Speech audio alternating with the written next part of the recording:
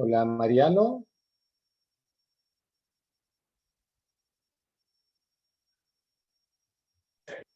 Sí, doctor, lo escucho. ¿Qué tal? ¿Cómo te va, Mariano? Buenas tardes. Buenas tardes, ¿cómo anda usted? Muy bien, muy bien. Bueno, ahí veo que Bueno, ya tenemos 74 participantes. perfecto. Mm, Bueno, listo. Entonces, bueno, cualquier cosita que llegase a haber alguna desconexión o algo, te aviso. Sí, sí, usted me avisa, cualquier inconveniente. Perfecto, perfecto, bárbaro. Muchas gracias. No, de nada, hasta luego.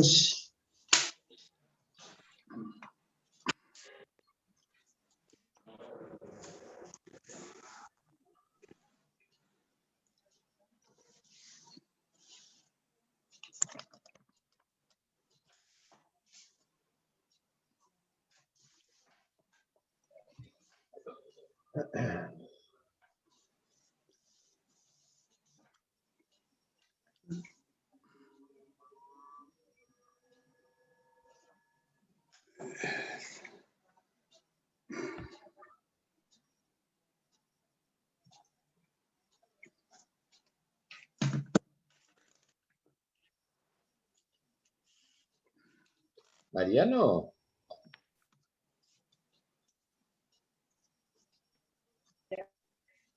Sí,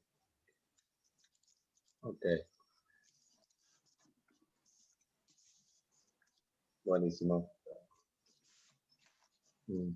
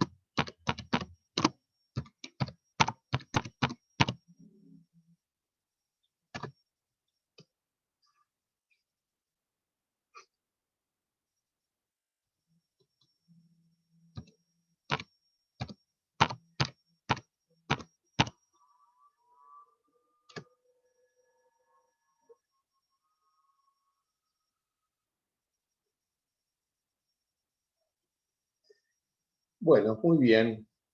Siendo las 18:30, vamos a dar inicio eh, a la primera clase nuestra de procesal penal. Mi nombre es Alfredo Leonardis, soy profesor adjunto de la materia procesal penal y vamos a dividirnos los días miércoles con el doctor Madina, ¿sí?, para dar distintos temas. En principio vamos a empezar a hablar del rol del fiscal en un sistema acusatorio, todo lo que es rol del fiscal. Luego vamos a hablar de medidas de coerción y seguramente allí terminaremos con la primera parte, porque, bueno, el primer parcial es el día 4 de mayo, si no me equivoco. Vamos a ver. Eh, sí, sí, procesal penal. Bien.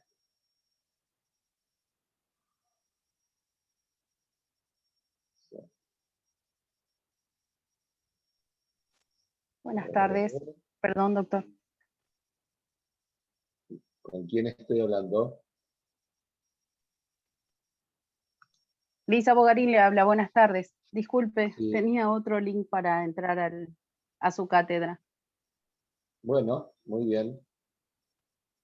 Vamos a tratar de silenciar. Muy bien. Sí, les decía entonces, el primer parcial es el día 4 de mayo, el segundo parcial es el día 22 de junio. Nosotros vamos a ver estos temas. Lo que voy a hacer es aprovechar el chat para que no, porque si damos audio con la cantidad de participantes se pone muy caótico la conversación por Zoom. Entonces lo que vamos a hacer es, vamos a ir recibiendo mensajes, recibiendo dudas, y cuando terminamos cada uno de los subtemas, hacemos un repaso de esas inquietudes y vemos qué inquietudes hubo sobre el tema, para clarificar alguna duda que haya surgido. Vamos a comenzar entonces con el rol del fiscal en un sistema acusatorio. Vamos a hablar de las funciones, de las relaciones y las atribuciones del agente fiscal y de la policía durante la investigación penal preparatoria, y después vamos a hablar de la policía judicial. Todo esto ustedes lo van a encontrar, yo después voy a subir esta clase al campus de la materia, y ustedes van a tener la clase allí y van a tener algún material de apoyo sobre estos temas que también ya he subido en el anterior cuatrimestre. Así que, bueno, lo primero, y además después vamos a hacer una comparación cuando hablemos de las atribuciones del fiscal en la investigación penal preparatoria. Vamos a hacer una comparación con el mismo tema que da el doctor Falcone con relación al sistema penal, procesal penal federal, ¿sí? Entonces lo que vamos a hacer nosotros es comparar los distintos institutos, las formas en que están previstas o contempladas o diagramadas determinadas instituciones de la investigación penal preparatoria en el nuevo Código de Procedimientos Penal Federal y con relación al nuestro, que ya tiene 23 años de antigüedad, digamos, con lo que ha sumado reformas durante todo ese periodo y ha terminado de delinear determinados institutos, pero por supuesto hay regulaciones más modernas y en este caso el Código Procesal Penal Federal toma algunos institutos más modernos y lo ayorna de alguna manera, más dirigido a un acusatorio del tipo adversarial, ¿no? Un acusatorio más puro, más orientado hacia el derecho adversarial, hacia el juicio adversarial. Bueno, nosotros vamos a decir que a partir de, como les decía recién, de 1998, en la provincia de Buenos Aires nosotros tenemos un sistema procesal de tipo acusatorio que concibe al Ministerio Público Fiscal como una parte requirente, investigadora y persecutora. Esto está en el artículo 56 del Código de Procedimiento Penal, de la Ley 11.922, que es la que instaura este nuevo Código de Procedimiento en el año 98, a partir del cual el Ministerio Público Fiscal, el fiscal es quien dirige las investigaciones penales preparatorias, las investigaciones de los presuntos delitos que se cometen en el ámbito de la provincia de Buenos Aires. Hasta entonces, quien lo hacía era el juez de instrucción, que en estos casos era el mismo juez que el juez de sentencia. O sea que el órgano jurisdiccional, el juzgador, era quien investigaba, quien tomaba las medidas cautelares que él mismo se proponía, y recién era revisado por una Cámara de Apelaciones, el primer órgano que intervenía, que no estaba contaminado, digamos, por por llevar adelante la investigación, la pesquisa, la persecución penal, era la Cámara de Apelaciones. Entonces, esto, bueno, por supuesto, provocaba una enorme fisura a la nota de imparcialidad del juzgador, toda vez que de él provenía la investigación.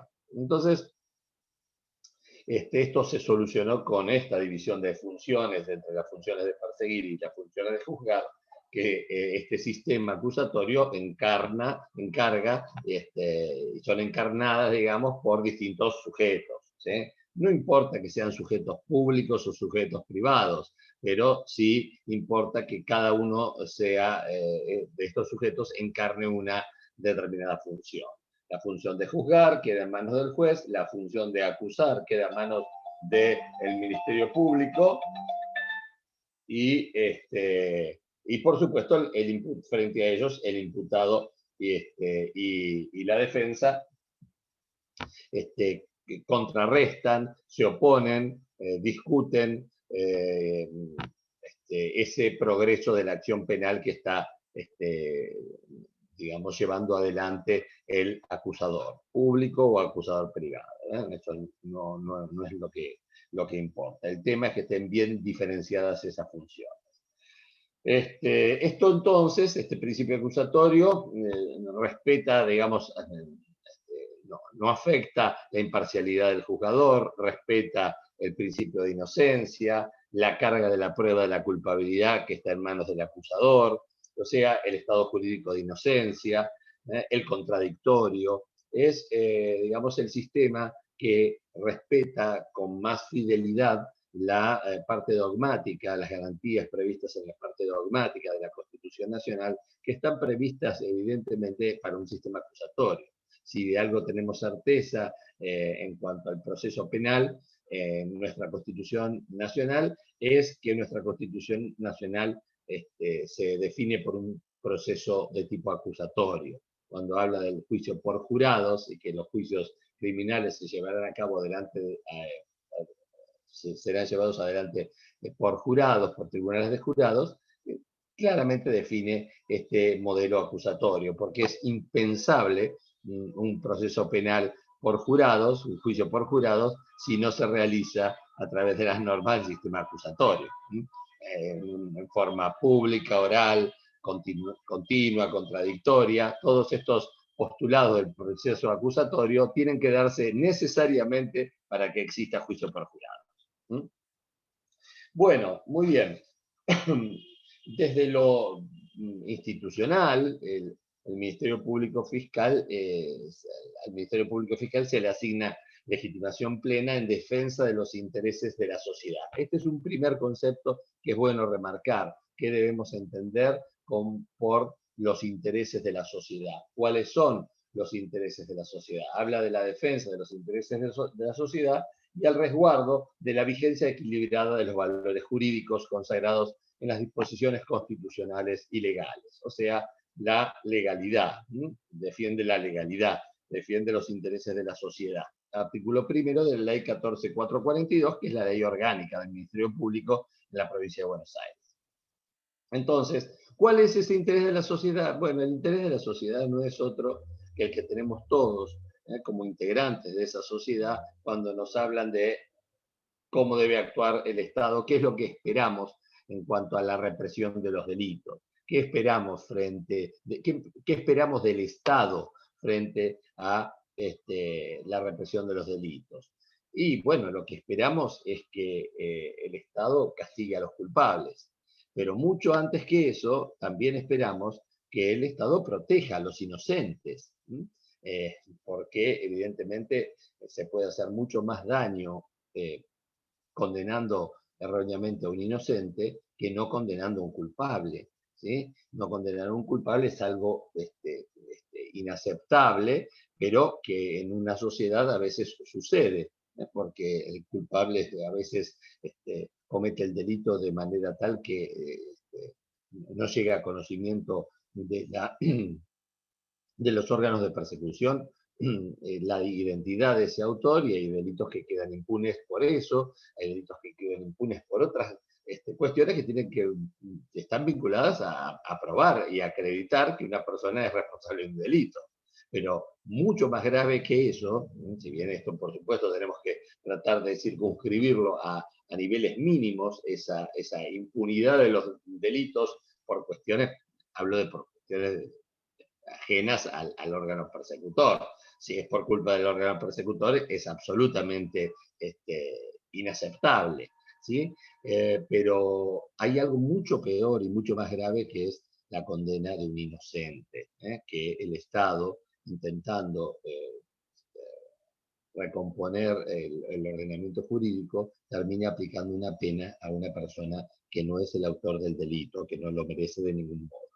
Entonces, en ese interés de la sociedad se reúnen tanto el interés porque se castiga a los culpables como la protección de los inocentes, ¿sí? Entonces, para eso está el fiscal. El fiscal no se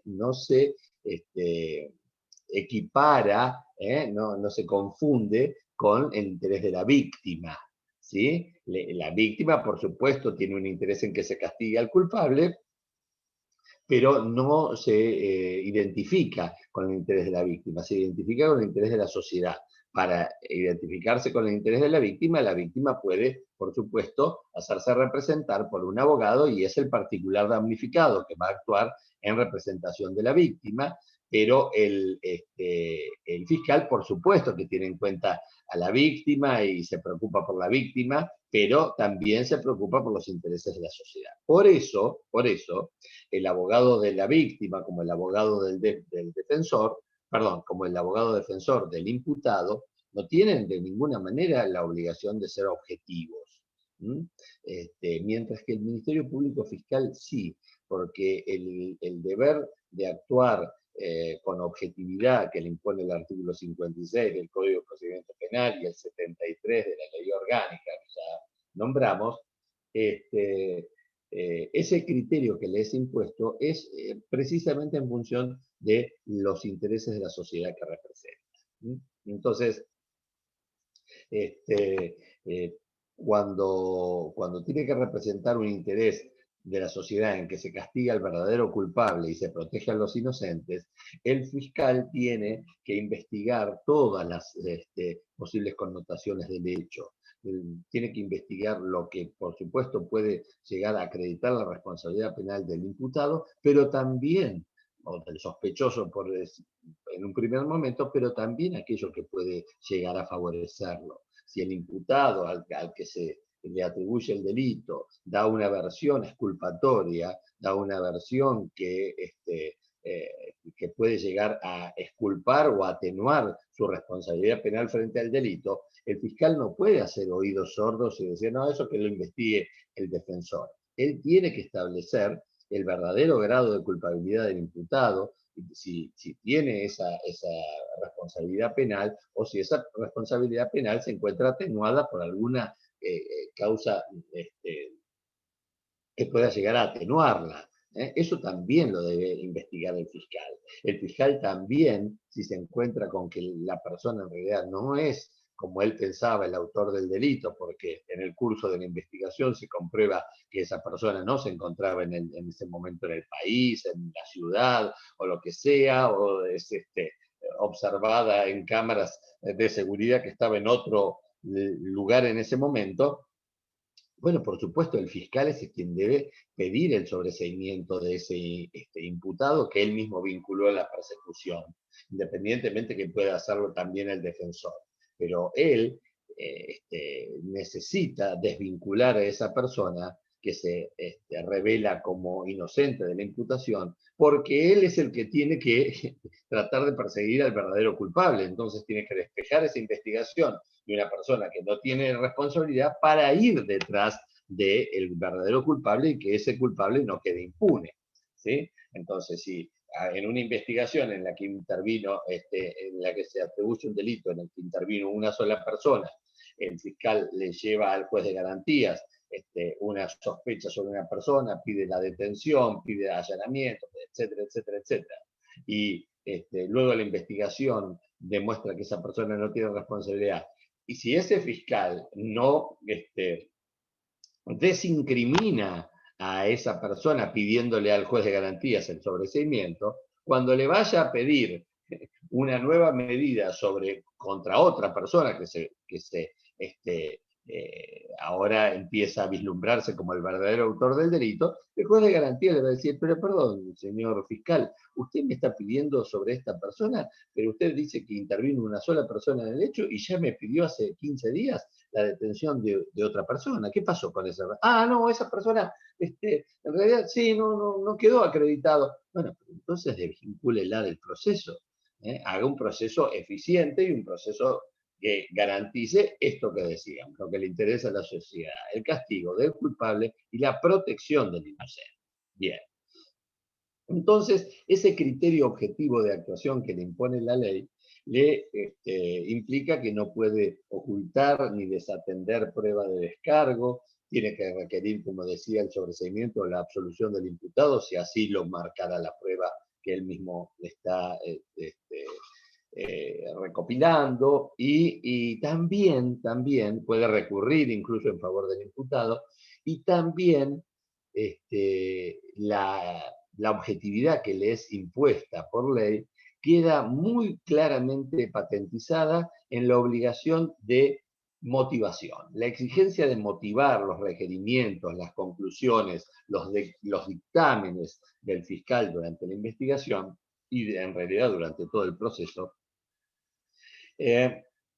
destaca eso, que no se trata de un persecutor a ultranza.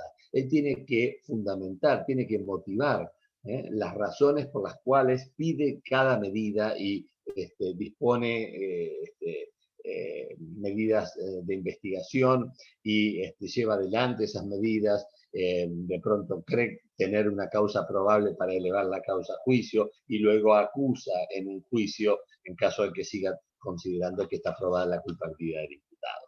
Entonces, esa motivación de cada pedido de allanamiento, cada pedido de detención, cada pedido de prisión preventiva, cada requisitorio de elevación a juicio, tiene que venir con esa motivación que deja a las claras que no es un acto arbitrario, que no es un acto subjetivo del fiscal, que no se apoya solamente en su convicción o en su olfato persecutorio que la persona esa es el autor del delito. Ahí le explica al juez, al órgano jurisdiccional, le explica cuáles son los motivos, cuáles son las razones en las cuales descansa un dictamen que intenta que una persecución penal llegue adelante y llegue a buen puerto. El respeto de la legalidad durante el proceso también impone que esto sea motivado, porque el fiscal busca, representa los intereses de la sociedad y busca el respeto de la legalidad. La legalidad significa aplicar la ley como se debe aplicar, y eso le hace ganar credibilidad frente a la sociedad. Un fiscal que permanentemente se pasa dirigiendo acusaciones infundadas, provocando absoluciones y réplicas del órgano jurisdiccional en cuanto a cómo llevó adelante una persecución penal en esas condiciones o cómo, con qué debilidad planteó esa acusación, le quita credibilidad como órgano persecutor al Ministerio Público Fiscal. El fiscal tiene que mensurar la prueba con la que va a intentar convencer a los jurados o convencer a los órganos jurisdiccionales técnicos, a los tribunales, en la veracidad de esa acusación que está dirigiendo contra una persona. Y por supuesto, visto desde el punto de vista de la defensa, visto desde el punto de vista del imputado, esta exigencia de motivación, de criterio objetivo, está considerado, a partir de la incorporación de la normativa supraconstitucional, de la Constitución Nacional, derivación del derecho constitucional de defensa en juicio de toda persona sometida a proceso. O sea, toda persona sometida a proceso tiene derecho a contar con un fiscal que actúe con un criterio objetivo y que motive todos sus requerimientos, porque eso hace a la defensa en juicio. ¿Cuáles son las funciones? Entonces, a ver, ¿se escucha bien? A mí se me corta, a ustedes también. No, creo que se escucha bien. ¿Qué es la prueba de descargo? Preguntan acá. Bueno, la prueba de descargo es la prueba que, en vez de tender a afirmar la culpabilidad del imputado, tiende a afirmar todo lo contrario, tiende a exculpar al imputado o a poner en crisis la posible responsabilidad penal del imputado. Eso es la prueba de descargo. Generalmente, quien está pidiendo y quien está recopilando la prueba de descargo es la defensa, porque la defensa, por su contacto directo con el imputado, es la que está en mejores condiciones de saber cuáles son las personas que pueden conocer que el imputado es ajeno a los hechos, los documentos que puedan mostrar que el imputado es ajeno a los hechos, las pericias que podrían llegar a demostrarlo. Entonces es generalmente el defensor quien la propone. Pero también, en ciertas oportunidades, el fiscal se topa con esas pruebas de descargo. Allí, cuando el fiscal está interrogando a todas las personas que estaban en el lugar de los hechos, recabando información sobre lo que pasó, y aparece un testigo y dice, no, mire, yo lo vi a esta persona que se llevaron detenida y nada que ver, la persona esta llegó después que se había producido el hecho. Bueno, el fiscal no puede decir, no, vaya usted no sabe demasiado. No, tiene que tomar declaración, tiene que consignar esa versión, porque esa versión puede ser la verdadera versión de los hechos, y la otra versión sostenida por las otras personas puede responder a intereses espurios, a una conspiración, a una puesta en escena de una presunta responsabilidad penal de esta persona para encubrir, disimular o cubrir la verdadera responsabilidad de una persona que quizás tiene ascendencia sobre esas personas que están declarando la culpabilidad del otro. Entonces, el fiscal tiene que manejar esa prueba de descargo, no solamente ofrecérsela para que la conozca el defensor, sino también la tiene que trabajar, tiene que ver qué credibilidad le merece esa versión y tiene que seguir esa punta para comprobar si en realidad esa versión descalifica a la versión de cargo, a la versión que sostenía en base a la prueba de cargo. Bien, entonces, ¿cuáles son las funciones del fiscal durante la investigación preparatoria y cuál es la función de la policía frente a esa función del fiscal? Bueno, aquí la función del fiscal está muy clara. El Código de Procedimiento y la Ley Orgánica del Ministerio Público Fiscal le otorga la dirección de la policía en función judicial. Dirige la dirección de la investigación y, obviamente, la dirección de la policía que actúa en función judicial. Actuar en función judicial significa actuar en aquello que tiene que ver con la comprobación de un delito y la responsabilidad penal de los autores. Eso es policía en función judicial.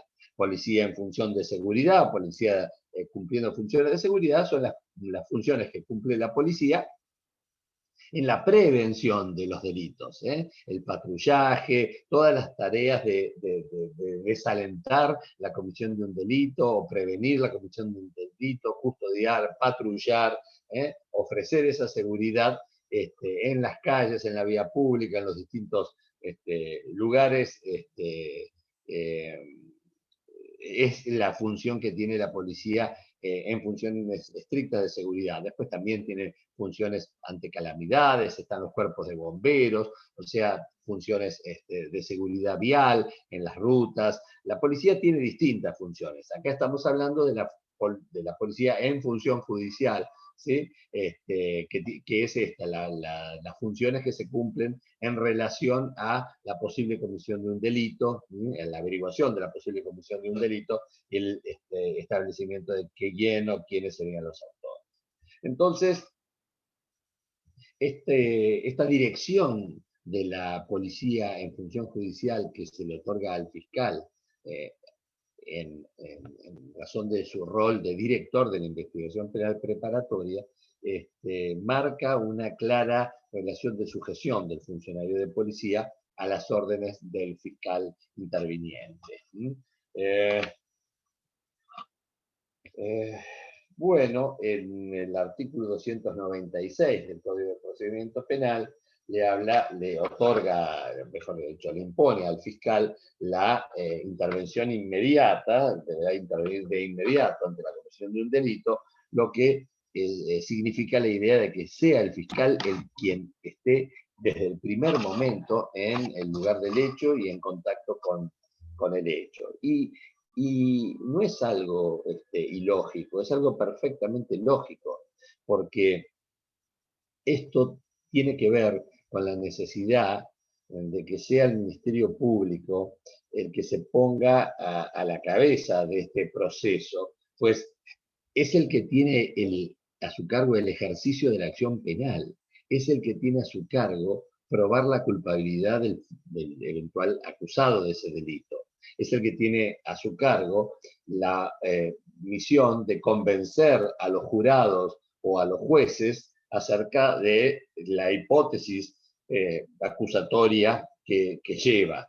Entonces, es el primer interesado, el fiscal o el acusador público en este caso, es el primer interesado en lograr que toda la información que se recolecte durante la investigación preparatoria ingrese válidamente al proceso a través de los medios de prueba establecidos y de las reglas que rigen la legalidad de la prueba. O sea, que esa información se conviertan, ingresando de esa manera al proceso, en elementos aptos para formar una convicción judicial, que los jueces se puedan apoyar en estos elementos de convicción que ofrece el fiscal para lograr una sentencia, quizá obviamente si el acusador está ejerciendo su rol de acusador y considera que hay mérito, lo que está pidiendo es una sentencia de condena, eventualmente. Entonces, para eso, la prueba tiene que ser válida, la prueba no tiene que ser ilegal, la prueba, porque si fuese ilegal, va a ser excluida del proceso. Por eso se le impone estar desde el primer momento en contacto con esa prueba, estar en el lugar donde se recolecta esa prueba, supervisando y dirigiendo esa recolección. Y también, por supuesto, asegurando que también los elementos de descargo, los rastros que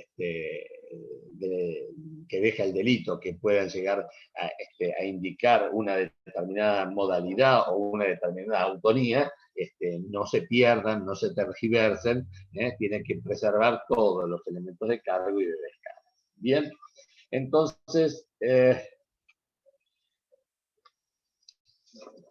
esto plantea, doctor,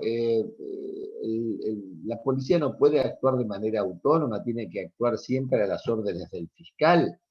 Bueno, a ver, primero y principal, la policía es la que patrulla las calles, la policía es la que normalmente toma el primer contacto con el delito. El fiscal normalmente está en su despacho o está en su casa y es comunicado de que se ha constatado un delito y entonces el fiscal sale para el lugar del hecho. Pero el que primero le comunica que eso ha ocurrido es la fuerza policial, que es a quien acude cualquier ciudadano, llama al 911 a central de emergencias, la central de emergencias ve si tiene que mandarle una ambulancia o le tiene que mandar una patrulla y aparece un patrullero y toma contacto en primer lugar con ese presunto delito o ese delito ya claramente, evidentemente o fehacientemente cometido. Ahora bien, ese funcionario policial tiene una posibilidad de investigación, de actuación autónoma, más allá que tiene que darle inmediatamente intervención al señor agente fiscal. Por supuesto, si está en un caso de flagrancia, donde un vecino ve que están entrando a la casa de una persona, lindera su domicilio, que se ingresan, que escuchan ruidos, que se escuchan gritos, etc., llama al 911, viene la policía y la policía en primer lugar no se va a comunicar con el fiscal porque tiene que atender esa emergencia y tiene que hacer cesar la comisión de ese delito, proteger a la víctima, etcétera, etcétera. Una vez que tiene el panorama claro y neutralizadas a las personas, va a por supuesto, actuar en presencia de los testigos, y una vez que tiene todo eso, le da intervención al fiscal para que el fiscal se constituya en el lugar y verifique todo lo que le está refiriendo ese funcionario policial, pueda tomar contacto con los testigos del procedimiento, pueda tomar contacto con la víctima, pueda tomar contacto con el vecino que llamó al 911, y así pueda reconstruir lo que ocurrió y verificar que todo se recolecte, toda la evidencia se recolecte de manera legal, para que el día de mañana pueda servir, como decíamos recién, de base para una sentencia conforme a sus pretensiones. ¿Sí? Entonces, esa esa actuación autónoma de la policía del artículo 297 se circunscribe a estos dos supuestos. Primero, el supuesto de flagrancia, ya les digo, como acabamos de explicar, cuando constata la existencia de un delito y está, por supuesto, facultado para hacerlo cesar y para aprender a los autores, como está facultado cualquier particular, cualquiera de ustedes, que o sufre un delito o advierte la comisión de un delito y puede llegar a aprenderlo. Obviamente lo tiene que poner inmediatamente a disposición de la autoridad, al imputado, al aprendido, no se lo puede llevar a su casa, pero en eso hay una coincidencia con la actuación autónoma que tiene la policía. Si la tiene un particular que se encuentra, se choca con ese delito, con más razón la policía, que como decíamos, tiene una función de prevención de los delitos que la obliga a intervenir en un caso como inmediatamente comunicando y poniendo todo a disposición del fiscal.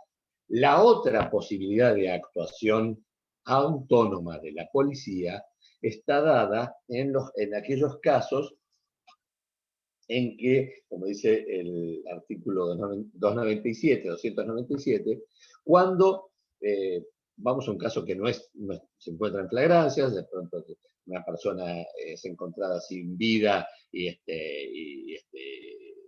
todo hace pensar que es una muerte violenta porque tiene disparos de arma de fuego, tiene heridas de arma blanca y está tendida en la vía pública. No se sabe quién es el autor en primer momento, entonces no estamos en flagrancia porque a lo sumo estaremos en una cuasi flagrancia, pero no hay nadie en las inmediaciones, no hay alguien que salga corriendo del lugar, entonces sabemos que se ha cometido un homicidio, pero no tenemos nada más que el cuerpo de la víctima y los indicios, los rastros del delito que pueden estar presentes en el lugar.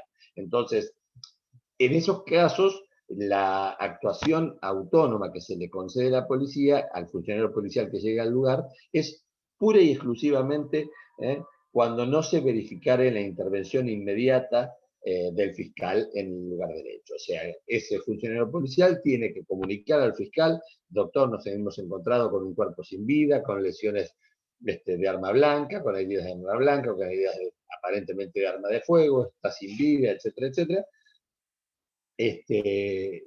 Lo convoca al lugar, y si el fiscal, por ejemplo, estuviera, no sé, en Miramar también atendiendo un caso, y entonces va a demorarse media hora, 40 minutos, 50 minutos, entonces ahí sí el funcionario policial tiene una posibilidad de actuación autónoma en base a las normas que rigen en una investigación preparatoria. Hacen las actuaciones de prevención, observando las normas del IPP, hasta que se produzca el arribo al lugar del Ministerio Público, del agente fiscal.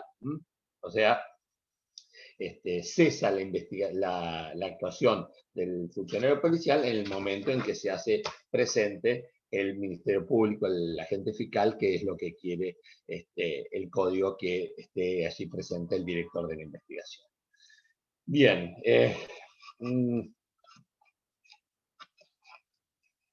para que el funcionario policial pueda cumplir con estas tareas de actuación autónoma, de asistencia al fiscal, de reemplazo hasta que se haga presente en el lugar, el código le da facultades, o sea, dice cuál es la función en el artículo 293 y le da facultades en el artículo 294 a estos funcionarios policiales, ¿sí? Entonces, básicamente, para que ustedes lo comprendan, hay distintos grupos de facultades que podrían agruparse en distintos universos, esas facultades que el Código de Procedimiento Penal le otorga al funcionario policial para asistir al fiscal. La primera es la que tenía que ver con lo que estábamos explicando recién. Algunas de estas facultades, las principales, se vinculan con el resguardo y el relevamiento del lugar donde se comete el delito, del lugar del hecho, y de los rastros materiales que hubiera dejado el delito, para que esos rastros sean conservados y que la escena no sea modificada hasta el arribo del agente fiscal. Entonces, es esencial esa primera tarea de conservación, de resguardo de la evidencia. De eso se trata de preservar el lugar del hecho, impedir que cualquiera ingrese al lugar del hecho. Esto es una cuestiones que se ventilaron y se discutieron y se denunciaron en varios hechos delictivos muy graves y muy resonantes, que es justamente un ítem que pareciera que en los que hubo algunas defecciones, era precisamente en esta preservación del lugar del hecho, preservación del lugar del hecho, y que nadie puede ingresar a ese lugar hasta que llegue el fiscal, y ese fiscal lo debe hacer de acuerdo a las normas previstas por la policía científica, por las pautas periciales, científicas, para evitar, por supuesto, eliminar prueba, tergiversar prueba, inutilizar rastros de prueba.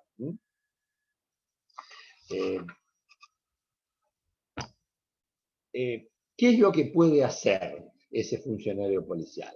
En principio, preservar significa vallar, significa encintar, significa preservar el ingreso de personas. Pero también muchas veces preservar es obtener fotos, hacer relevamientos del lugar, fotografiar huellas, pisadas, etcétera, cuando, por ejemplo, se está en un lugar público y se avecina una tormenta, y entonces esa lluvia puede llegar a borrar las huellas y los rastros, los vestigios de pisadas, de neumáticos, etcétera, etcétera, que se dejan sobre el barro, sobre el suelo y sobre la tierra, etcétera, que pueden, ante una circunstancia adversa climatológica, pueden llegar a estar eliminándose esos rastros de prueba. Entonces, el policía lo que tiene que hacer es eso, preservar. No hacer una pericia, no está para hacer pericia. Las pericias las ordenará el fiscal si lo estima necesario, pero sí todo lo que sean fotografías, exámenes técnicos, relevamientos, descripciones de lo que encuentra, el estado en que se encontraron las cosas al momento del hecho, las cosas o las personas, ¿sí? Precisamente el segundo universo de facultades se relaciona con las personas. El primer universo se relaciona, el primer grupo de facultades se relaciona decíamos, con el lugar del hecho. Ahí van a ver las del inciso cuarto, las del inciso segundo, ¿sí? Y el segundo grupo se relaciona sobre las personas que se encuentran en el lugar del hecho o sus adyacencias, ¿sí? Entonces, vamos a ver el inciso tercero. En realidad, lo que puede hacer la policía hasta que llegue el fiscal es impedir que esas personas se retiren del lugar, para que esas personas puedan ser interrogadas por el fiscal en relación al conocimiento que tengan de los hechos, ¿sí? Entonces, este es el único alcance que se le puede dar, porque después, si ustedes, el del 294, inciso tercero, impedir que se aparten del sitio dando cuenta inmediatamente al fiscal.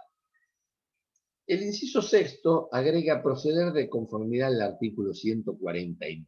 esto ya es una medida de coerción, esto ya es el arresto, ¿sí? Esto es ya retenerlo hasta por un máximo de 12 horas allí, o hasta que se reciba declaración.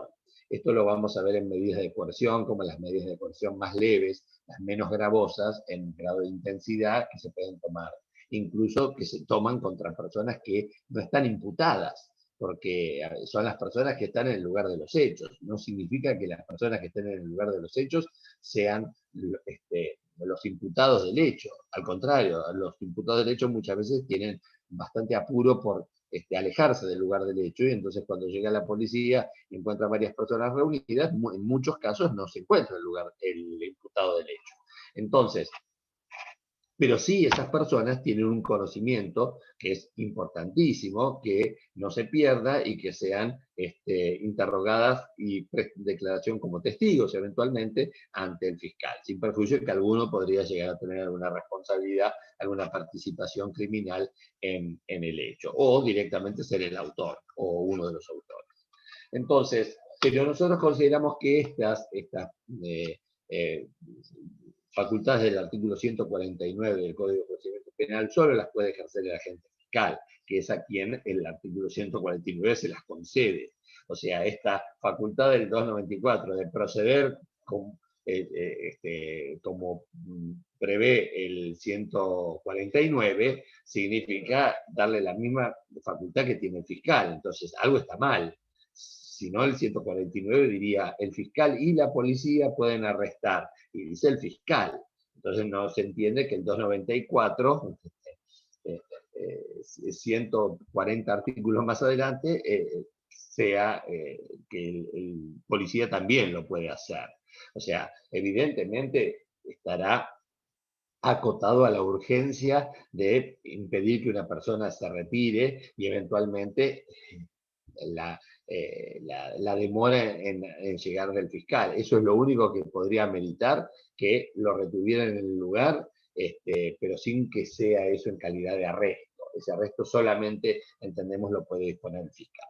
¿Por qué está este artículo diciendo tendrá las mismas facultades del 149? Porque esto es una herencia de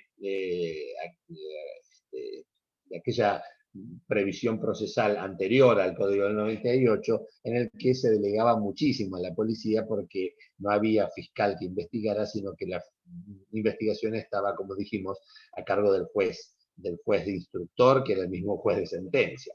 Entonces no había forma que el juez pudiera cumplir con todas sus funciones y si tenía que ir al lugar del hecho en todos los casos y tomar esas disposiciones. Entonces el juez se apoyaba en el policía, en el comisario de policía, y esto le otorgaba a la policía un poder realmente inaudito, ¿eh? Un poder que excede mucho lo que puede ser prudente darle a un funcionario administrativo, un funcionario policial armado, y son funciones que tienen que estar en manos de un miembro del Poder Judicial, claramente, una autoridad judicial. Bien. Y lamentablemente la reforma que incorporó al fiscal como director de la investigación, quedaron estos resabios de la reglamentación de la legislación pasada, donde la policía tenía, ya les digo, facultades muy distintas por delegación, ¿no? Pero esas facultades cesaron, entonces ya no tienen ningún sentido.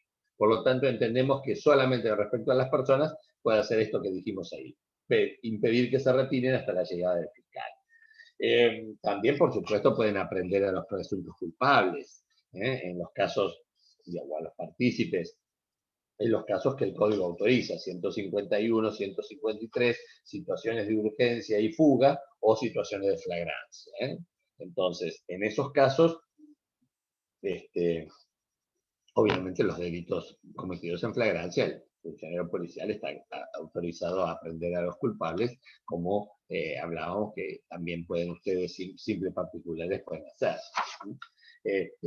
Y después la otra función que tiene que ver en el grupo de funciones que tienen que ver con las personas, es la del inciso séptimo del 294, que habla de interrogar a los testigos a los que se les recibirá juramento. ¿Puede el funcionario policial interrogar a los testigos? Bueno, antes, cuando delegaba el juez, directamente interrogaba a todos, interrogaba al imputado, interrogaba a los testigos, hacía la instrucción, hacía el sumario, hacía la investigación. Pero a partir del año 98, que está completamente privado de esas facultades, quedó también esto de interrogar a los testigos. ¿En qué casos puede entonces interrogar a los testigos? Hoy el que debe interrogar a los testigos es el fiscal, definitivamente. ¿Cuándo puede funcionar el policial? También, en una primera, al solo efecto de orientar la pesquisa, en un primer momento de la investigación, el fiscal le puede decir, vaya tomándole declaración a esta persona que describe las características fisonómicas, las características físicas, la vestimenta del autor del delito que lo vio fugar. Necesitamos salir en búsqueda de esa persona, entonces necesitamos que esa persona sea descrita. Hay un testigo, un vecino que lo vio, aunque no lo conoce, bueno, tómele declaración y que dé un detalle de cómo iba vestido, cuáles eran las características, qué seña particular, qué llevaba en sus manos, etcétera, etcétera, etcétera. Eso es importante que se haga inmediatamente, quizás mientras el fiscal está llegando por allí. Para orientar la pesquisa, para un primer momento de la investigación, puede resultar válido, pero cuidado. Para pedir una prisión preventiva, para pedir una requisitoria de elevación a juicio, ya es necesario que el fiscal tome contacto directo con el sujeto de prueba. Ya no se puede apoyar el fiscal en una declaración que le tomó un funcionario policial, porque el fiscal es el que va a sostener la culpabilidad de una persona y el fiscal es el que tiene que haber tomado directo contacto con el testigo, porque de lo contrario pasa lo que vemos a veces en los debates orales, que el fiscal llama a declarar a un testigo que conoce recién en el momento del debate. Entonces, usted dice que vio a este señor cuando le disparó 4 veces al imputado que se encuentra ahí. No, yo nunca dije eso. ¿Cómo, señor? Usted nunca dijo eso. O sea, acá está. A ver, ¿puedo leer la declaración de la investigación? Bueno, a ver qué parte. Cuando dice, yo vi perfectamente. No, yo nunca dije eso. Esa es su firma. Sí, esa es mi firma, pero yo no leí lo que... Bueno, entonces, eso no le puede pasar a un fiscal en un debate. Si le pasa es que está mal litigada la causa, está mal preparado el caso. El fiscal, si tiene un testigo que es determinante, un testigo de cargo que sostiene la imputación, porque es un testigo presencial de los hechos, etc., tiene que tomar contacto directo, tiene que recabar él la información, tiene que, además, quedar claro en el testigo que se lo dijo al fiscal y el fiscal es el que después lo llama y le va a decir, repítale a los jueces lo que me dijo usted. Entonces, siempre que se pretenda utilizar la declaración del testigo como fundamento de decisiones jurisdiccionales de mérito, una elevación de la causa a juicio, piensen ustedes que a veces, cuando se recurre al juicio abreviado, la sentencia en juicio abreviado se basa en esas declaraciones, en las declaraciones que fueron tomadas para elevar la causa a juicio. Porque si no se hace el debate, si se hace el debate, esas declaraciones no valen y vale la declaración oral del juicio. Perfecto. Ahí el que interroga es el fiscal. Pero si el fiscal no lo interrogó antes, en esa declaración de la investigación, no la tomó el fiscal, puede pasar que después se firme un juicio abreviado y el juez dicta sentencia o el tribunal dicta sentencia en base a la declaración de la investigación, porque las sentencias de los juicios abreviados se dictan en base a las constancias agregadas a la causa antes de la presentación del acuerdo, básicamente en la investigación. Entonces podríamos estar condenando a una persona por lo que dijo un testigo que no fue examinado por el fiscal, que fue examinado por un funcionario policial. Eso no es adecuado de ninguna manera. Bien.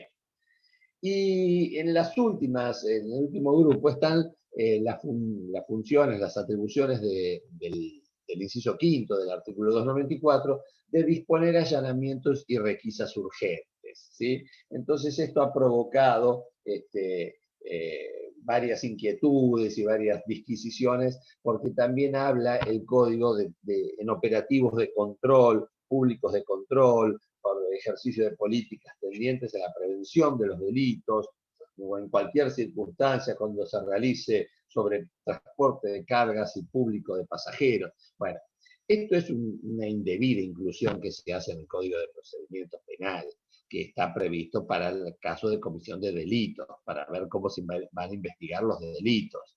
El Código de Procedimiento Penal no se aplica para operativos públicos de control motivados en políticas tendientes a la prevención de los delitos. El Código de Procedimiento Penal se aplica ante la posible comisión de un delito, no para en la prevención de los delitos. Otra vez las funciones de la policía, hablamos de funciones de prevención de los delitos que no son funciones procesales. Y sí, hablamos de funciones de la policía en función judicial que tienen que ver con los delitos, esas sí son procesales, porque tienen que ver con el esclarecimiento de un hecho, la investigación de un hecho, el esclarecimiento de un hecho y el establecimiento de los autores. Entonces acá está indebidamente agregado esta facultad de la policía de requisar en casos de operativos públicos de control. Yo creo que se le quiso dar un poco más de fuerza a la reglamentación en cuanto a ponerle límites a los funcionarios policiales poniendo en el Código de Procedimiento. Pero me parece que eso no debió ser así, eso debió estar en la Ley Orgánica de Policía, como le explica en qué casos tiene que disparar su arma reglamentaria, con qué seguridades, con qué obligaciones previas antes de disparar el arma. Bueno, eso no está en el Código de Procedimiento Penal, en qué casos disparar un arma. Eso hace a la formación del policía y hace a las funciones del policía de seguridad, ¿sí? Y entonces esto también. Pero bueno, pero más allá con que estos supuestos no tienen que ver con situaciones derivadas de la presunta comisión del delito, por lo tanto debieron quedar en la 12.155, la Ley Orgánica de Policía. Queda claro que en estos procedimientos de controles de tránsito, de público de personas, de transporte, etcétera, no autorizan a los funcionarios policiales a prescindir de las exigencias para practicar una requisa que exceda de ese objeto de procedimiento. O sea, si se le está controlando la carga, si tiene las guías de carga de ganado o un camión de ganado, no se está autorizado a requisarle y revisarle la guantera, porque allí evidentemente no va a tener ganado, en infracción a las guías. Entonces, la requisa tiene que tener una vinculación directa con el objeto de ese procedimiento. En un procedimiento en frontera, de control de contrabando, del ingreso de estupefacientes, sí entonces puede tener sentido una revisación más exhaustiva de un vehículo por los lugares donde puede llegar a ocultarse estupefacientes, pero no así cuando es un control fitosanitario, etcétera, etcétera. Bien. Entonces, en lo que hace a los delitos, del 294, inciso quinto, cuando, bueno, se ven razones de urgencia, pero las razones de urgencia tienen que darse de manera concomitante, de manera simultánea con los indicios de la presunción, perdón, los indicios que hagan presumir que se está ante la comisión de un delito. O sea, tiene que haber causa probable en términos, digamos, anglosajones, y no solamente urgencia. Si hay causa probable y no hay urgencia, lo que hay que hacer es pedirle al fiscal que le solicite esa requisa al juez de garantías. Si además de causa probable hay urgencia, solo en esos casos está autorizado el funcionario policial a hacer una requisa. Pero esa causa probable y esa urgencia, la causa probable no se equipara con el nerviosismo, se estableció, se advirtió que la persona se encontraba nerviosa y entonces se lo procedió a requisar. No, el nerviosismo no es un indicador de la comisión de un delito si no hay alguna otra, otra circunstancia que permite presumir que la persona podría estar o venir de cometer un delito o dirigirse a cometer un delito. Entonces, esas razones objetivas la tienen que preceder a la requisa. Nunca puede predicárselas con posterioridad por el éxito de la requisa. Entonces, si se le revisa un maletín a una persona que va en la vía pública y se le encuentra droga, el hecho de haberle encontrado drogas, sustancias estupefacientes, no legitima la requisa si no hubo ningún elemento que le permitiera iniciar ese procedimiento que terminó con el hallazgo de droga. O sea, los requisitos tienen que estar al inicio del procedimiento y no al final del procedimiento.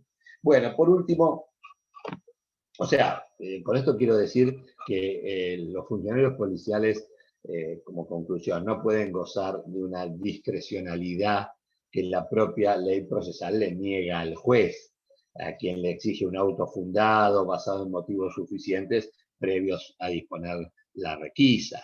Entonces, imagínense que lo que se le está exigiendo al juez nunca puede ser más de lo que se le exige a un funcionario policial.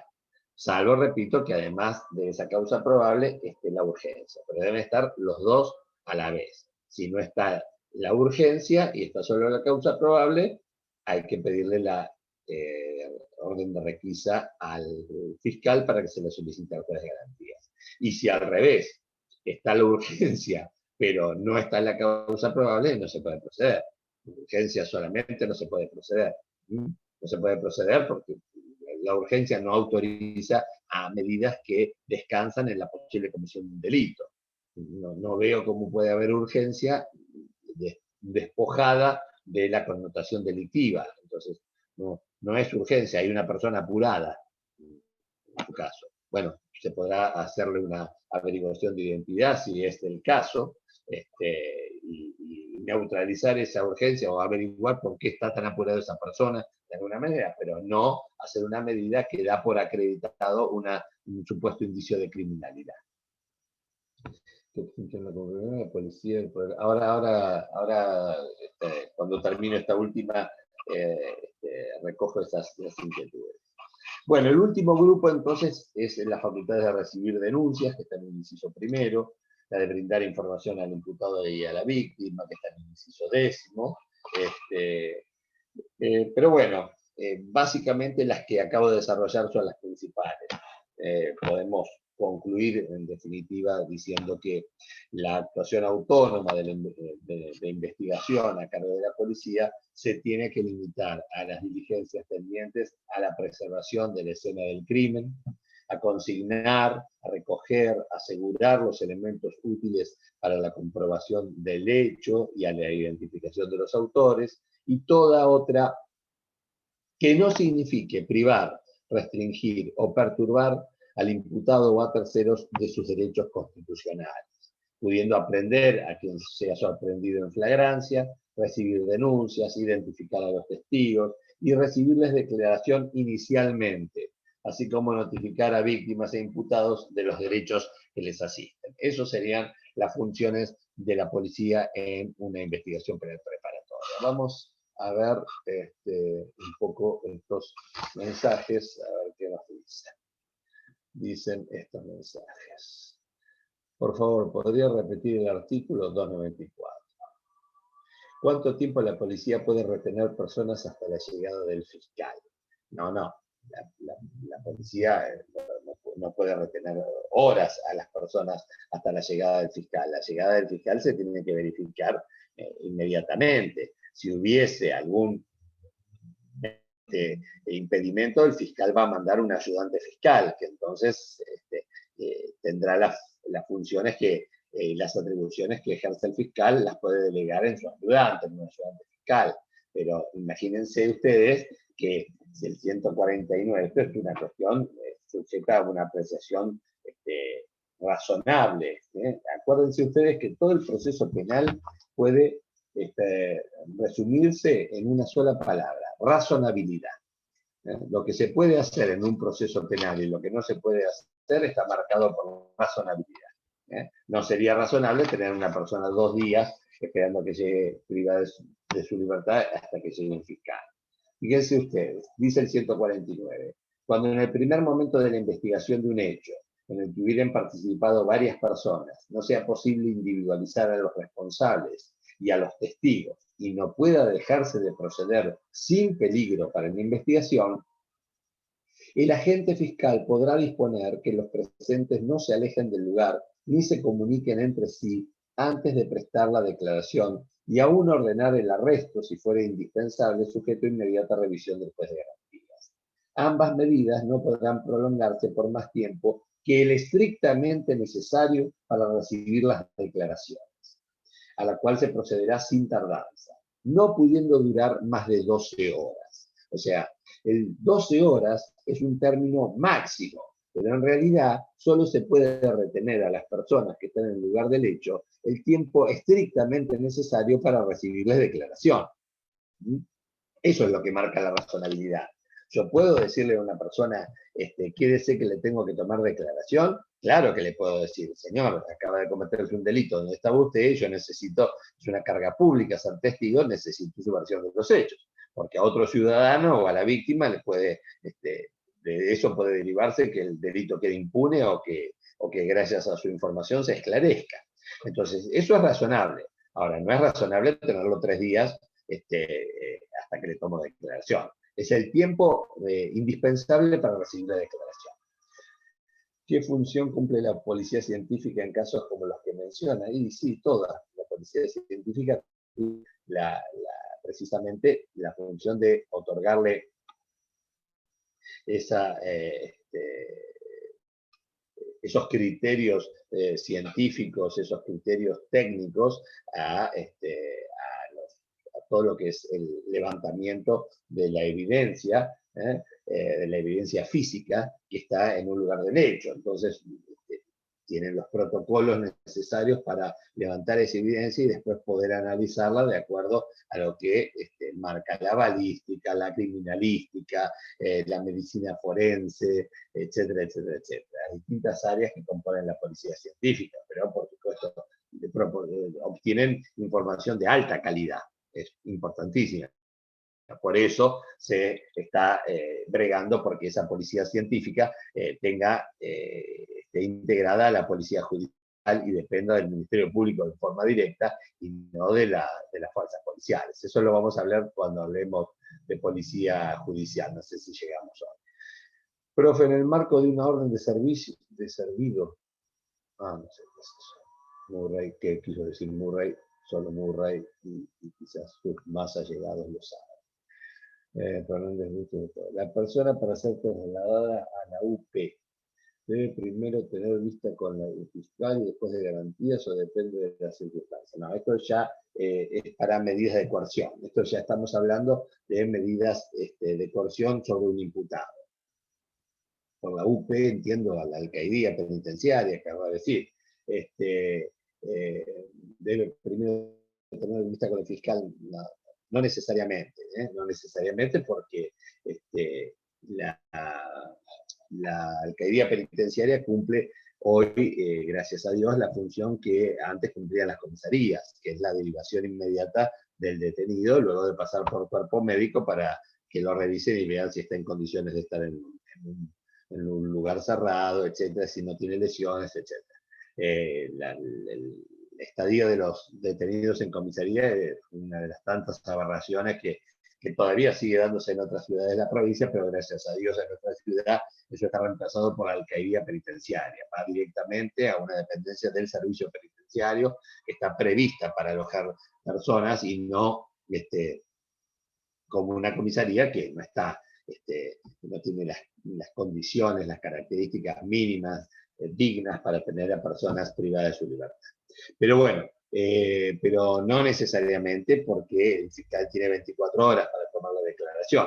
Entonces, la persona es conducida hasta a la unidad penal, a la alcaidía penitenciaria, hasta que es convocado por el fiscal a declarar dentro del término de 24 horas. ¿Puede el fiscal hacer que lo lleven directamente a su presencia? Sí, podría hacerlo, pero digamos lo más común es que sea derivado a la alcaidía penitenciaria hasta que se le recibe el fiscal, es el que, de acuerdo a cómo están dándose las actuaciones, cómo se van labrando esas actuaciones, se van recibiendo las declaraciones, sabe si le va a tomar dentro de 1 hora, dentro de 2 horas, dentro de 4 horas, o al día siguiente a la mañana, si esto fue a las 10 de la noche.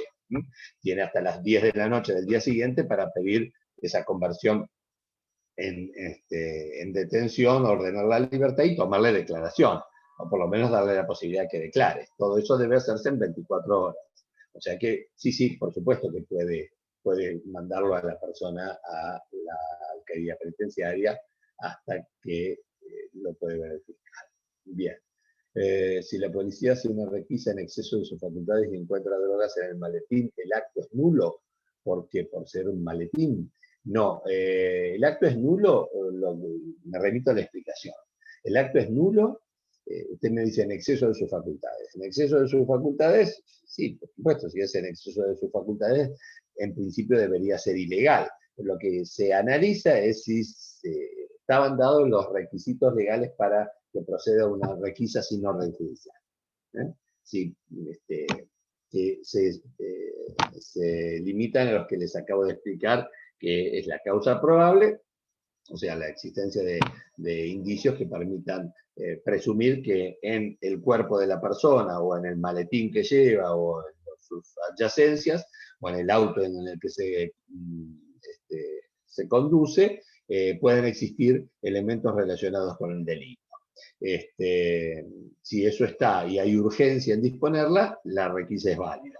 Si no está alguno de esos dos requisitos, la requisa va a ser inválida y el secuestro obviamente va a ser declarado nulo. Sí, eso es así. Si puede en el marco de una orden de servicio, y vale con la orden de servicio, realizar una requisa. No sé lo que es, no use términos policiales. ¿Qué es una orden de servicio? No. Yo soy abogado, no conozco la orden de servicio. Si usted sabe lo que es una orden de servicio, explíquelo y dígame qué es una orden de servicio. Profe, ¿puedo hablar? A ver, Murray. Buenas noches, ¿cómo le va? Disculpe que lo moleste. Sí. No, porque yo trabajo en la Superintendencia de Seguridad Vial. Y bueno, Sí. ahí en la caminera y en el motorizado. Yo soy personal administrativo, pero mis compañeros en el marco de orden de servicio que dictamina el Ministerio de Seguridad para hacer prevención general positiva. Ah, bueno, no, perdón. Ya lo aclaró. Yo sospechaba que era por ese lado. No es lo que estamos hablando. Estamos hablando no de prevención policial positiva. Estamos hablando en función judicial, que tiene que ver con un delito. Entonces, eso lo de la orden de servicio tiene que ver con la ley orgánica de policía y no deberíamos analizarlo nosotros. Tiene que no exceder, por supuesto, el objetivo de la orden de servicio, el objetivo del procedimiento de control, pero no se vincula a la del 294 inciso quinto, por más que el 294 inciso quinto aluda a los controles, en cumplimiento de políticas públicas de prevención de delitos. Es lo que le decíamos hoy, que no debió incorporarse al Código de Procedimiento, porque es confundir salame con velocidad. O sea, una cosa es la requisa que se produce en razón de un delito que se presume cometido y que se considera que hay elementos, indicios, para entender que vestigios de ese delito estarían en poder de esta persona o en ese lugar, como para lo mismo que estamos hablando de una requisa, se lo ve más claro cuando se habla de un registro domiciliario. ¿Sí? O sea, un registro domiciliario, lo que pasa es que las requisas aparecen más en las órdenes de servicio porque sí, por asistencia a un espectáculo público, por otro tipo de personas que van en un transporte público, etcétera, se pueden hacer esas requisas, esos cacheos, esas revisaciones superficiales, pero no se podría hacer un registro domiciliario. ¿Sí? Entonces, pero teóricamente es lo mismo. O sea, un registro domiciliario se hace cuando existen indicios que permitan suponer que en una determinada vivienda existen elementos relacionados con un delito o se encontrarían los autores de ese delito. Entonces, eso requiere una orden. Ahora, ¿la policía puede sin orden ingresar a un domicilio? Sí, artículo 222 del Código de Procedimiento Penal, si se dan determinados requisitos que tienen que ver con esos elementos que hablábamos hoy. Causa probable, indicios de verosimilitud de que podría encontrarse un rastro delictivo allí, y urgencia. Por eso son cuando hay gritos del interior de la vivienda que piden auxilio, el funcionario puede ingresar, cuando es evidente que se estaría cometiendo un delito por esos gritos o esos pedidos de ayuda. Cuando viene un funcionario policial en persecución de un delincuente a quien ha visto cometiendo un delito y el delincuente o el autor del delito se introduce en un domicilio, al venir en persecución puede ingresar. Entonces, son todos casos en los que ustedes observan los dos requisitos. La causa probable, o sea, los indicios de sospechabilidad, y la urgencia. Eso es lo que permite prescindir de la orden judicial. En todos los demás casos que tienen que ver con la comisión de un delito, con la materia que damos nosotros, con proceder penal, no es posible una medida de requisa o registro domiciliario sin orden judicial. Lo de las órdenes de servicio hacen a otro aspecto de las facultades policiales que no son materia del derecho procesal. Está bueno que no lo confundan. Yo les decía que también la función de la policía, bueno, precisamente son funciones de seguridad vial, funciones en calamidades, funciones de prevención, pero acá estamos hablando en función judicial. Así que eso sería la respuesta. Gracias, Murray. A ver, esto puede ser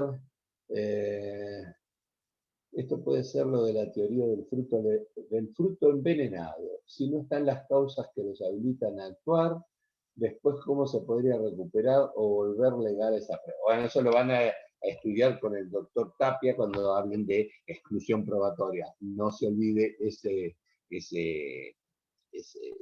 hacer esa pregunta. Sí, tienen que ver con muchas cosas, ¿no?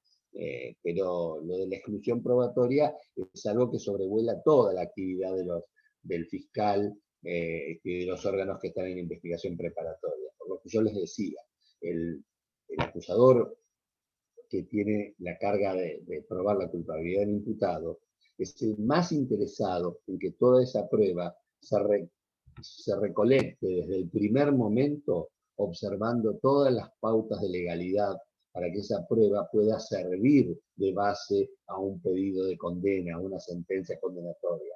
Le tengo que dar la posibilidad a los jueces que están en un tribunal de basarse en esa prueba por considerarla legal. Tiene que superar todos los test, los estándares de legalidad, porque obviamente el defensor, que es una prueba que compromete la situación de su defendido, va a intentar criticarla, va a intentar que pierda validez procesal, valor legal. Entonces yo tengo que rodear esa prueba de todas las seguridades, de toda la observancia de los requisitos legales, para que esa prueba pueda salir airosa de esos cuestionamientos que le pueda hacer la contraparte. Porque de lo contrario se cae en esto que dice usted, lo que usted habla del fruto envenenado, del árbol prohibido, las doctrinas concebidas en el derecho norteamericano, y receptada jurisprudencialmente por la Corte Suprema, por los tribunales de justicia argentinos, pero básicamente estamos hablando del término que engloba todo eso, es exclusión probatoria. Se excluye una prueba cuando la prueba ha sido incorporada con violación a garantías constitucionales o violación a las normas legales infraconstitucionales previstas para la incorporación de la prueba. Entonces, profe, ¿está en vigor la ley de policía judicial 15.005? No está en vigor, pero no se adelanten, que lo vamos a ver cuando hablemos de policía judicial. No sé si hoy ya es demasiado. A ver qué sigue. Profe, en la persecución que dijo usted, que el delincuente se mete en la propiedad, si por ejemplo cierra la puerta, ¿tiene derecho a romper y entrar? Sí, tiene derecho o sea, el derecho a romper no es un derecho, el derecho es a ingresar. Obviamente después se va a evaluar si usted para ingresar se excedió en el uso de la fuerza. Como siempre, le repito, el proceso penal se resume en una palabra: razonabilidad. Si una persona que usted está persiguiendo ingresa en una casa y usted va a buscar un tanque de guerra, y agarra el tanque de guerra y pasa por encima de la casa y la destruye por completo para ingresar, poniendo en peligro, por supuesto, a todos los ocupantes, seguramente usted va a tener un problema. El delincuente va a tener un problema porque va a ser aprendido y, bueno, seguramente si viene de participar en un delito, va a tener un problema. Pero quizás el problema que tenga la persona que ingresó de esa manera en la casa sea más grave que el que tiene el autor del delito, según cuál sea el delito. O sea, la razonabilidad del funcionario público lo obliga a ingresar a una vivienda sin poner en riesgo por supuesto, su integridad física, tratando de que sean mínimos los riesgos a su integridad física y de los que lo acompañan, pero también con una cuota de razonabilidad, sin poner en peligro la vida de terceros, sin poner en peligro la propiedad de terceros. No necesita destruir una casa para ingresar. Entonces después, obviamente, se evaluará si alguien hace una denuncia o se observa a simple vista, cuando llega el fiscal, encuentra todo en ruinas, como si fuera el Partenón, dirá, ¿qué pasó acá? Entonces, ¿cuándo pasó el tornado? No, el doctor usando la fuerza mínima indispensable, ingresamos a la finca. No, la fuerza mínima indispensable no, es una locura. A ver, y ahí empezaremos a tomar nota de testigos y esa gente dirá si eso fue razonable o no, y bueno, eventualmente se procederá a lo que sea necesario para corregir algún exceso que pueda haberse dado en el ejercicio de una función que el código le da. Lo que le dice el código es, puede ingresar, ¿sí? Pero romper es de acuerdo a la necesidad. Esa es la razonabilidad, indica que se rompe de acuerdo a la necesidad. Si usted rompe la cama, los elásticos de la cama y rompe el botiquín del baño, no podrá decir que eso lo hizo para ingresar a la casa, ¿verdad? Ahora, si rompe la puerta de entrada, y bueno, pareciera que es lo más, si le cerraron la puerta intentando que usted no ingrese, parecería ser lo más, bueno, la única manera, salvo que haya alguna otra abertura a mano, que no lo exponga en su seguridad. ¿Hay división en los fiscales en la función flagrancia y otras? Sí. Hay. Después hablaremos de las divisiones de las fiscalías, cómo se hacen esas divisiones, pero bueno, básicamente todos ejercen la misma función. A mí lo que me importa es una visión macro del fiscal como parte en el proceso, parte requiriente, sea el fiscal de flagrancia, sea el fiscal de delitos económicos, sea el fiscal de cualquier fiscalía temática, todos tienen la misma función, todos comparten la misma función, que es la que les hablé de dirigir la investigación penal. Si el fiscal encuentra en el lugar del hecho evidencia de manipulación de la prueba o que el personal policial no conservó o resguardó la evidencia, ¿qué debe hacer? Y bueno, por supuesto, lo mismo que decíamos si advierte que rompieron una casa sin necesidad de hacerlo. O sea, uno quiere creer que la preparación profesional de los funcionarios policiales los debería mantener alejados de ese tipo de comportamientos, ¿sí? Entonces, pero por supuesto, gente que incumple su función, hay tanto en la policía como en el Poder Judicial, ¿sí? No vayamos a considerar que hay guetos de incumplimiento de funciones y lugares angelados. No, gente que no cumple con sus funciones hay en todos lados y lo que hay que hacer es tomar las medidas de corrección necesarias o, bueno, iniciar un proceso penal si hubiera un delito penal. Eso es algo que no, a mí no me gusta legislar sobre la patología. A mí me gusta mejor decir qué es lo que se debe hacer. Todos los funcionarios policiales y judiciales que actúan en una causa penal saben lo que tienen que hacer. Sería mucho mejor que se incorporaran a la formación profesional del mismo modo que es necesario incorporar a la formación profesional todo lo que es perspectiva de género. También debemos incorporar los cuadros policiales, todo lo que tiene que ver con garantías constitucionales, derechos humanos, etcétera, etcétera. Por eso la política judicial está pensada para que todo eso tenga preponderancia, por eso la ley anterior a las 15.005 estaba muy avanzada en estas cuestiones, y la 15.005 quitó algunas de esas cosas, ¿no? Cuando se hablaba de la función que tendrá la policía,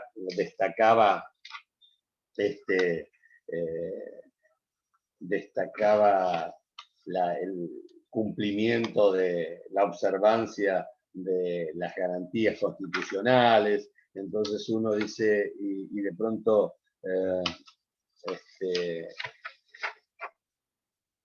de pronto se suprimió eso, ¿no? Esa preocupación por el respeto por las garantías constitucionales, y uno dice, ¿por qué? Porque era necesario quitar de la ley la preocupación porque el funcionario policial actúe respetando las garantías constitucionales, las garantías previstas en los tratados internacionales, etc. No era necesario, al contrario. Si se quería cortar la ley, podrían haberle sacado algunos otros artículos que eran un tanto menos sustanciales que eso, ¿no?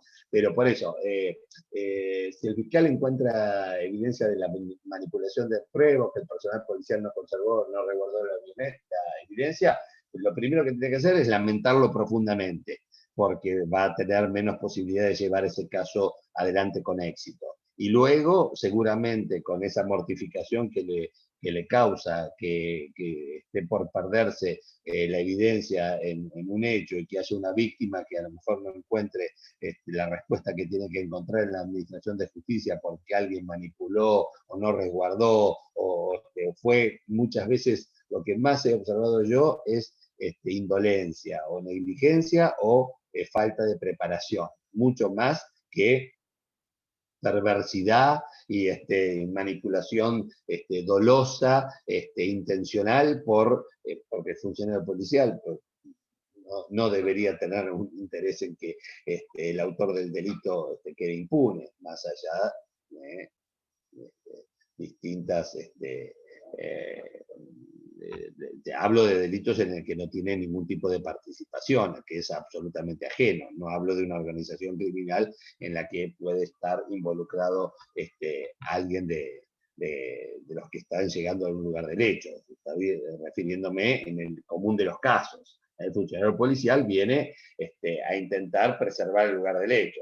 A veces no lo logra, no lo hace o lo arruina. Entonces yo he observado como fiscal, en los momentos de época que era fiscal, que eso en muchos casos, la mayoría de los casos, se debe a falta de preparación, a indolencia, negligencia, a todas esas corruptelas que no tienen que ver con la intencionalidad. Pero bueno, en todos esos casos, lamentablemente, la única forma de evitar que eso siga sucediendo es corregir. Es desalentar a través de una corrección, de una sanción o de algo que lleve a que las cosas se hagan con seriedad. Pero la mejor forma es preparar, es seleccionar bien a los recursos humanos, prepararlos bien, capacitarlos bien, es la mejor forma, antes que después sancionarlos por incumplimiento. Porque si yo no me preocupo antes, después, lo mismo que pasa para que vean que no es algo propio de un funcionario policial, es lo mismo que pasa con la educación vial. Nosotros despreciamos en este país la educación vial, la despreciamos, no hacemos que esté en los colegios, no hacemos que nadie tome conciencia de que un automóvil es un arma, que hay una vida humana o muchas vidas humanas que dependen de cómo yo utilice una fuente de riesgo, y que eso arruina la vida del autor del hecho y arruina, por supuesto, a veces cega la vida a las víctimas, por supuesto. Todo eso lo omitimos por completo, no hay ninguna preocupación. Ahora, después, la preocupación es que cuando alguien atropella a una persona y le quita la vida, bueno, que no sea escarcelada, que sea eventualmente, todos los casos tienen que ser dolosos, por dolo eventual, o sea, pedimos una una severidad que se da de patadas con la indolencia que hemos tenido hasta para que esa persona, desde que nació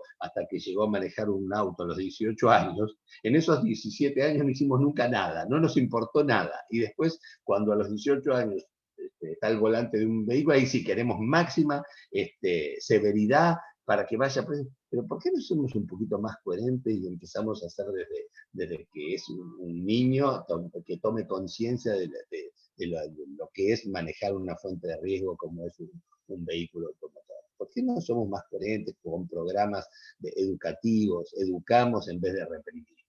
Sí, después reprimamos, pero vamos a tener que reprimir mucho menos si educamos primero. Entonces esto de la formación policial es lo mismo. ¿Por qué no educamos primero? ¿Por qué no pagamos bien a los funcionarios? ¿Por qué no les damos salarios dignos? ¿Por qué no les damos una preparación adecuada? ¿Por qué no excluimos a las personas que muestran conductas totalmente contrarias a lo que debe ser la conducta de un funcionario judicial o policial? ¿Por qué no hacemos eso? ¿Por qué no somos más exigentes en la capacitación? Después intentamos ser lo más exigentes posibles en la sanción, que es la diferencia es que el hecho ya ocurrió. Un sistema permite que el hecho ocurra y otro lo desalienta. Nosotros siempre apostamos por ir a lo segundo. Dejar que el hecho ocurra y no preocuparnos de ninguna manera porque ocurran los hechos graves. Y después salir a pedir pena de muerte para todos los delitos. Esa es nuestra reacción, que es generalmente esquizofrénica. Es bastante esquizofrénica. Pero bueno, pero me fui de... Si fijaron cuál lo han hecho, sí, listo. Bueno, señores, con esto me parece que terminamos. En la próxima clase vamos a ver policía judicial y ya vamos a ver algunas diferencias con el código procesal penal del que habló el doctor Falcone o que les estará hablando el doctor Falcone. Esto lo encuentran en el libro, en el capítulo de la investigación penal preparatoria. Vean que el doctor Falcone sacó nuevas ediciones, no del libro, sino del capítulo está subido al campus, creo que sacó una versión el año pasado o el otro, así que vean esta última versión, ahí va a estar todo lo que hemos hablado en el día de hoy, y después yo subiré la clase por las otras. Así que, bueno, ya saben la fecha del parcial, yo les iré dando la bibliografía tema a tema, pero para estos primeros temas van a tener eso. Hay un artículo del doctor Falcone, que es la investigación penal preparatoria en el Código de Procedimiento Penal Federal. Yo lo que voy a hacer es que ustedes puedan establecer diferencias y similitudes entre una y otra. Bueno, si no hay más preguntas, bueno, les agradezco la atención. Doctor, perdone que lo moleste. Sí. Todavía muchos alumnos no podemos entrar al campus porque el centro y la facultad no logró acomodarlo. O sea que no podemos entrar para ver el material. Y otro inconveniente que tenemos es que el código procesal lo vamos a tener recién la semana que viene, porque en varias librerías preguntamos y no hay. Bueno, no hay problema por eso, se va a solucionar en los próximos días. Esto ya seguramente cuando tengamos la próxima clase va a estar solucionado. Así que, pero de todos modos, siendo el parcial el 4 de mayo, no va a haber problema, lo van a poder solucionar. Cuidado, una cuestión que les digo, vean, bueno, ahora ya creo que está solucionado porque ustedes tienen acceso al campus cuando están en los listados, pero verifiquen que estén en los listados de la materia. Cuidado con los que se anotan en más de 4 materias, si alguien se llega a anotar, porque pasa que después la facultad los excluye de la materia y pueden haber dado los 2 parciales de procesal penal y después quedan excluidos de la materia y no se les puede pasar la nota final. Así que cuidado con eso, tengan mucho cuidado. Vean que estar en la materia procesal penal y cerciórense de no estar en 4 materias, más de 4 materias inscritos. Eso es un procedimiento para verificar eso, es poner en los dedos de la mano en cuántas materias me anoté. Si llega al 5.º dedo, quiere decir que están en más de 4. Y entonces bórrense de una ustedes, porque si no el sistema los borra aleatoriamente de alguna de las 5, y por ahí los borra de esta una vez que aprobaron los 2 parciales. Y se quedan sin aprobar la materia. Así que cuidado con todas esas cosas.